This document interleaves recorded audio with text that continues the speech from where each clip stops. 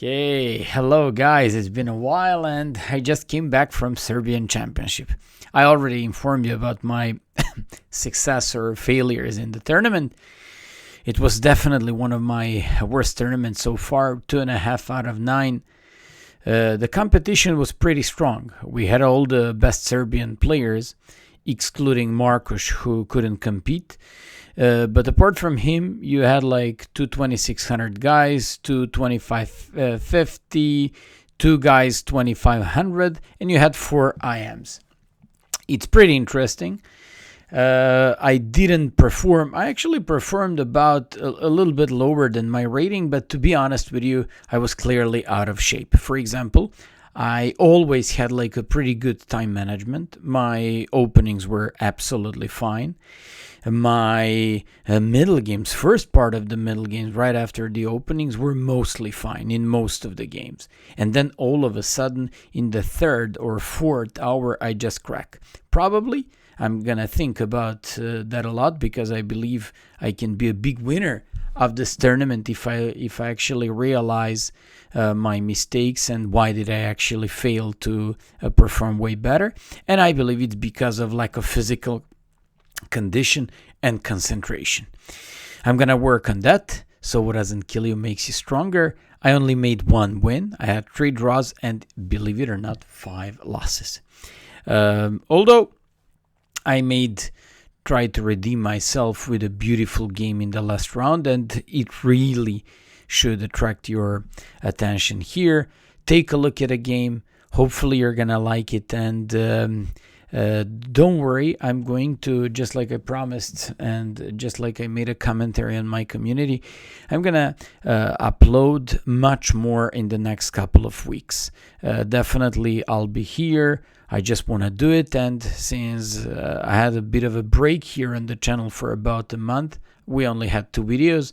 I just want to definitely go with the high intensity videos, and also you can feel free to suggest some of these stuff, and hopefully you're gonna enjoy it. Let's go with the game. I played this game yesterday. I was white against FIDE master Martic, 2300 player, who had a great tournament here. Even though he didn't score so many points, he was like absolute underdog in this competition, but his game and play was on a very high level. To be honest, probably against me, he had probably I would say the worst of all the games that he played in the tournament, but at the same time, I just have to give myself a bit of a credit for at least making 1 good game. So let's go. Sorry for this a little bit longer introduction, but this was just like a brief survey about the tournament. I was white, and I opted for lately my favorite move, e4. I played e4, and in the third round against international master Radovanovic, after knight f3, knight c6, I opted for Rai Lopez. That's could be another reason for having some problems in this tournament, because I absolutely in all my games played something new. In this game, I decided to go for 4 knights, knight c3, knight f6, and here I still, believe it or not, during the game wasn't sure, should I be going for the Scotch variations of the 4 knights or something that I used with lots of success, Rai Lopez 4 knights. I wasn't sure what was I gonna do, and after I played knight c3, my opponent went for g6. It's quite interesting. I checked the name of this opening. It's called 3 Knights Steinitz Defense. Okay. I just said myself, if I go with d4, I had some very rough experiences in the past with d4, e takes, knight takes, bishop g7, bishop e3, and I was treating, or tried to treat, this position like I played against the dragon, but it didn't work that well because they have an open file and they have a faster break in the center. Once I, for example, go with queen d2, they just go with d6, I go with f3, they go castles, I go long castles, and somehow they had a pretty good good games here against me. For some reason, it wasn't like the typical dragon, but they definitely had like a good experience. And I said, okay, I won't play this. And I didn't opt for d4, which probably should be an objectively the best move, and I opted for h4. I said to myself, well, I'm anyways having a very bad tournament, so let me just enjoy this game and try to do something where I would simply enjoy my chess at last. So I just went for h4, and I caught him off guard. From this point onwards, don't ask me. I didn't know any theory here. I just came up with this out of my, curiosity and creativity, and I just went for h4. After I did h4, Martic played bishop g7, and I played and went for bishop c4. I now want to go with h5. I want to go with some knight g5 ideas, but as well as completing my defense with d3 at some point. And I believe the only, let's just say, the big mistake in the whole game he made now, he played knight a5. He wasn't supposed to do that. He just gave me an important tempo, and I took advantage of his knight a5 instantly. You see, he played knight a5. He puts the knight on the rim of the board. I apologize. I understand if he played knight a5 to win my light square bishop, but to simply put my bishop back to e2. Now my bishop is on e2. And now when he goes back to c6, I'm going to be clear tempo up because my bishop is going to be on e2. So it won't be any more like in this position on f1. It's going to be positioned with already a bishop being on e2. And it will turn out to be a very important thing in this game because in a couple of situations it helped me enormously a lot. So let's go. After bishop c4, knight a5, I brought my bishop back on e2. He played knight f6 and I decided to go with d4.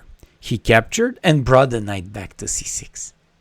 I played bishop e3 and look at this. In normal circumstances, I would have position like this. In this position, my bishop on e2 now supports h5 pawn. He went for a castle. And that was, I wouldn't call it a brave decision because it's pretty normal. He just wants to put his king in safety and to react urgently with a rook e8 and go after my pawn on e4. And he does have time for that. I'll show you why. When I played h5, he played rook e8. And he attacked my pawn on e4. I captured on g6 first. And here, I believe I started a very interesting and very creative concept of attacking this guy.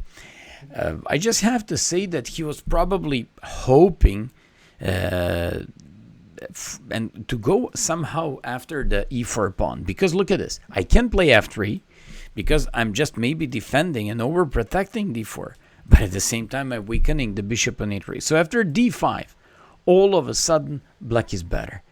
Black is better because, believe it or not, his king is in safety. My still, hasn't been placed anywhere, whether queen or king side.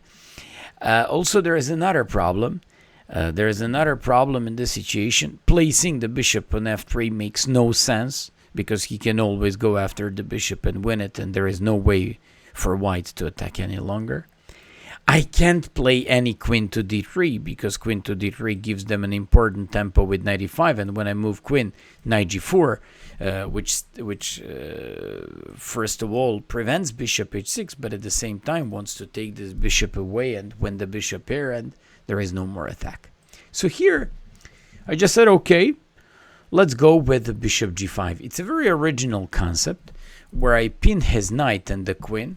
And during the game, I just had to make sure that he doesn't have some discoveries with knight d4 and going with his knight somewhere. And he didn't. So he went for d6. And I thought, should I first take on c6, in which case I open b file. And that is usually a very important question because b file and the rook on b8 all together with the bishop on g7 can cooperate really well. And then you just have to decide whether you want to go with knight c6 or not. Or should I be going with the queen d2? I was really debating myself here on these two moves and decisions, and I just eventually opted for knight takes c6. Queen d2, according to the engine, was a little bit better because I'm preparing myself to castle. He can't do anything. But at the same time, I didn't want to simply put myself into a situation to calculate all these numerous of interesting or just tricky variations with knight e4 where he goes after my queen on e4. So I just said myself, okay. And by the way, keep in mind one thing: bishop on e2 is now a beautiful piece, because anytime you play queen d2, for example, they can never play knight e4 because bishop is on e2 and there is no discovery by this rook on e8 against the king. That's a very interesting king, and he simply cannot count on that thanks to the defensive ideas and role of the bishop on e2. So I just decided to take on c6 and played queen d2. And after he played rook to b8, that was kind of tricky decision. So let's take a look at this one. This is a very important moment of the game, because obviously I shouldn't be going with castle long, because after that, in some variations, he's got some knight e4 I can never capture because he gives check and takes my queen away. Or if I take the queen, he may take the queen, and so on and so on. And I didn't want to bother myself with all these things. From another point of view, any b3 would just open up his, let's call it, dragon bishop on g7. So I decided to play, I believe, another important move of the game after 12th move bishop g5 that I made. It's rook h4. As soon as I played this move, I thought of Alexander Ingic, second guy in the Serbian Championship. By the way, Ivic won the Serbian Championship in a very nice game. He won against Ingic and won the title.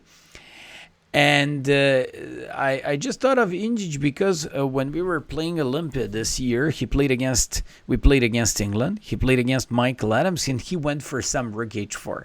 And I was watching him, passing by my board, and at some point smiling, very, interestingly, because he realized that I was initiated, or let's just say impressed with his rook h4 in that game against Adams, and I did the same. Here, rook h4 is a very nice one. Yesterday on Twitter, I gave a commentary about my overall performance, how I'm basically disappointed with my performance, but at the same time I published out this game as a GIF. And one guy asked me, Maya, why did you play rook h4? What's the difference over bishop h6? Well, if you play bishop h6 straight away, they can always go with the bishop h8, but not just that. In this case, there was a concrete line, knight e4. He threatens the queen. When I take, they first take on b2 and avoid bishop exchange, and after this, they take on e4, and black would be down, opponent would be lost. That's why. So I played this beautiful move, rook h4, over protecting the pawn on e4, avoiding any kinds of tactics with knight e4, and overall, these two moves, with one more move in the game, decided the game in a very nice fashion. My opponent took on b2, and I made a long castle. That's a very nice one. You make the long castle. You're just getting ready to line up your rooks on the h file. And at the same time, you get and earn an important tempo by threatening this rook. Now, he made a very romantic move that makes this game very special. But I thought about, for example, he played bishop f5, and we'll discuss this move. It's a very funny one and interesting one because he's anyways in a difficult situation. I thought about a lot after rook to b4 in the game, and only move, believe it or not, is a3, kicking this rook away, and then going with the rook d on h1 with the idea queen f4, increasing pressure on the knight on f6, and eventually going with the rook h8, or queen f4, going back with the queen on h2 and threatening rook h8, very nasty mating threats by triple heavy pieces on the h file. So after I played long castle, he played bishop f5. It's a nice move because all of a sudden I had a look at this position. I made castle. I want to double up my rooks. I have a bishop that pins the knight and the queen. And I have an open h file. He's got a potentially very weak, or let's just call it king in the danger. And now with the bishop f5, maybe objectively, according to the engine, is not the best move. We both know that. But during the game, moves like this has a great surprising effect. And he just went for bishop f5. And he just wants to line up this queen all the way with the rook here and go with the attack. For example, the most obvious move with the king b2 wouldn't be working because he just gives me check. And when I go with the king on a1 or whatever, he just goes with knight e4. And all of a sudden, bishop becomes open, all together with the queen. He threatens on c3. I would have to take by rook.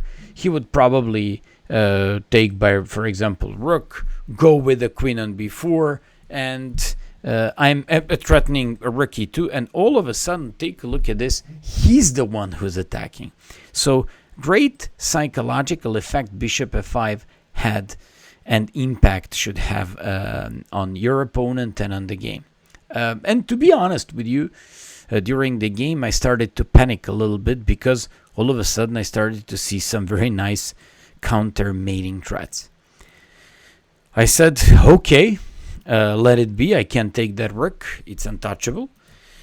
He wants to play queen b8. Obviously, that's his idea. Let me just take on f5. I mean, I have nothing else to do. I'm up a piece. And in many variations, it can turn out to be one of the crucial things because afterwards, I can just hope for in some transpositions or in some simplifications to be better in terms of material. He went queen b8 straight away, and it's time to check this one. Unfortunately, after the game, the arbiter Yevtichki approached to me and said, "Why didn't you play bishop h6?" And I said, "Because he's got knight e4." And then he said, "Then you played." Engine showed you played bishop g7. What is a really funny thing, I saw this one in another variation in a little bit different circumstances where my opponent cannot defend checkmate. What a beautiful mating net this would be. I didn't play bishop h6. I spent lots of time thinking on about f takes g6. And, you know, you're up a piece. You don't see and you can hardly believe your opponent can attack you with two pieces. There is no even an obvious threat. After I play f takes g6, one thing, stroke me there. Knight e4 is a very interesting move because if I take, of course, he's just used deflection and he would mate me. And then many times in my thoughts after g takes, king f7 or whatever, I thought about, okay, I have this one. And then after like a couple of minutes of thinking, I always teach my students to start first with checks. And I said, man, I almost wanted to go into something like this. And then I realized he had rook b1 check.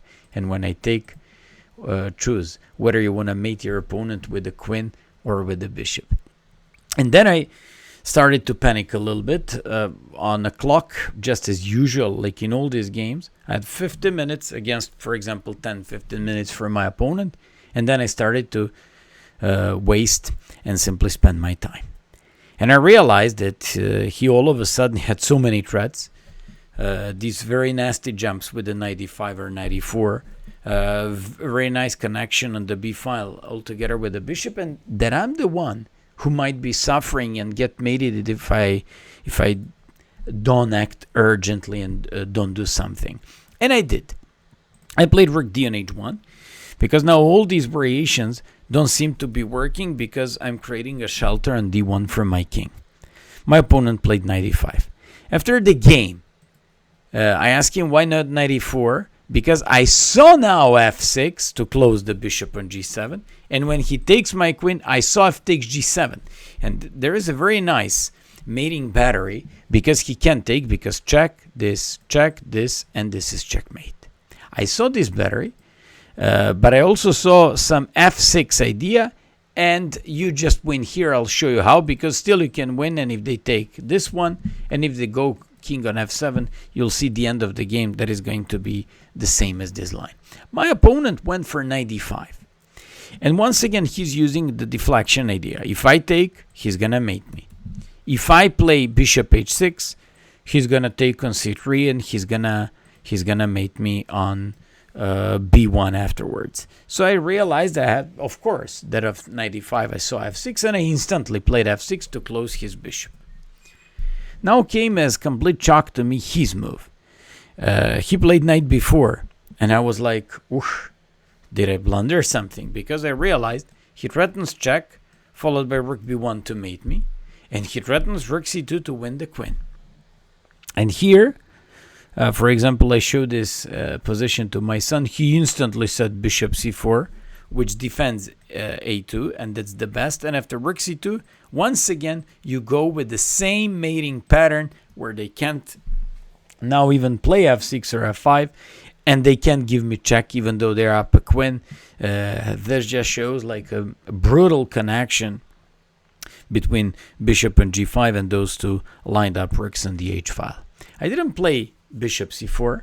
I played king d1, which was also fine. And when he took on a2, took and played rook to a2, I instantly saw, and that was my primary idea, to play queen c1 to stop rook a1 and so. But I thought of you, to be honest, and I said, this has to be ended up in a beautiful fashion. So I said, let me just see if f takes g7 works. And it worked. I played f takes g7. He came up with check. I covered myself with the queen. He took. I played king c1. Of course, he cannot touch this because of check, check, this one, and this would be mate. Don't you ever forget about this type of pattern. And I realized that he had to play f6 before I went into all these things. For example, I showed this position to my son, and he stopped. He saw f takes g7. He said, and then you cover yourself with the queen and stopped here.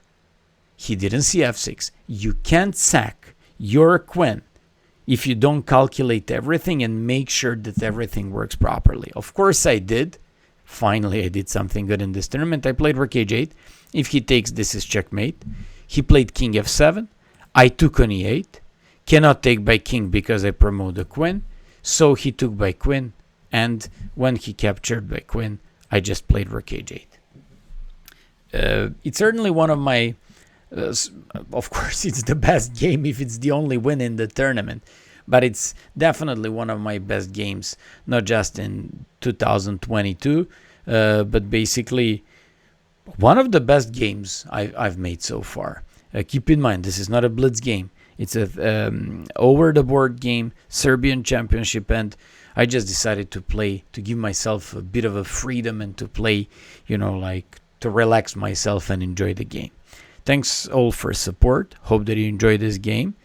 And next couple of days, I'm going to upload a couple of losses as well, just to show you and share my thoughts with you and to tell you some of these practical problems during the games and to try to maybe solve it if there are any psychologists or those who like some sort of psychology or are experts about that in chess, then you might be able to help me and to overcome these obstacles for the next tournaments. Thanks so much and see you very soon. Bye bye, guys.